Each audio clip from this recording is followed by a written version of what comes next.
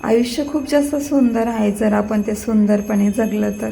आपल्या आजूबाजूला कोण राहते, आपल्याबद्दल काय विचार करते, आपल्याला कोणत्या दृष्टीनं बघते, आपल्या माघारी काय विचार करत असतील, आपल्याला जर काय म्हणत असतील, जर असा जर विचार करत बसलो तर आपलं जगणंच व्हायचं नाही. कारण लोक कोणत्याच बाजूने तर चालू देत नाहीत, चांगल्या रस्त्यानेही चालूच देत नाहीत आणि खराब रस्त्यानेही चालू देत नाहीत. ते कोणत्याही रस्त्याने जरी चाललं तर ते आपल्याला खराबच म्हणत राहतात. त्याच्यामुळे ना ज्या गोष्टीचा आपल्याला त्रास होतो किंवा ज्या गोष्टी आपल्याला दुःख देतात ना, त्या गोष्टीकडे लक्ष नाही दिलेलंच बरं.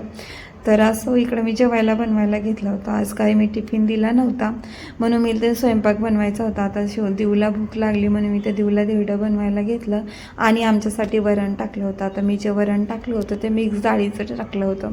तुम्ही जर तुरीच्या डाळीचं फक्त वरण करत असाल तर त्यानं बहुतेक लोकांना ना ॲसिडिटी होते. तर इथं मुगाची डाळ आणि तुरीची डाळ मिक्स करून टाकायची. आता मी जी मुगाची डाळ आहे गावाकडून आणलेली म्हणून छिलक्याची डाळ आहे, आता मी ती तशीच वापरते.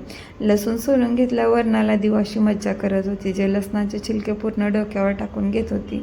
दिवसभर मज्जाच करत राहते कशाची ना कशाची. चांगलं असं वरण शिजलं होतं.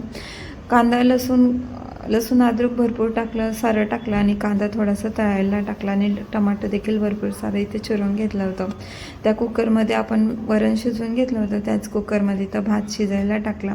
कांदा चांगला लालसर झाला की मग त्याच्यामध्ये टमाटर टाकून घेतला. आता ते डोक्यावर उलटून झालं होतं तर असं ताट पालतं करून त्याच्यावर उभं टाकली होती. तिचे नुसतं नखरेच बघावं लागतात दिवसभर.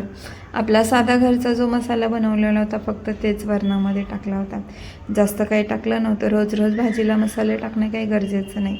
आता मुलांसाठी मला इथं सपक वरण करायचं होतं, मग त्यातलाच काही मसाला जो आहे चटणी टाकायच्या अगोदर मी इथं पातेलामध्ये काढून घेतला होता. अर्धं वरण त्या तिखट मसाल्यामध्ये टाकलं आणि अर्धं वरण मुलांसाठी सपक केलं. दोन्ही वरणामध्ये मीठ टाकलं आणि कोथिंबीर अशी बारीक चिरून त्याच्यामध्ये टाकून घेतली. आज जेवणामध्ये फक्त वरण भातच होतं.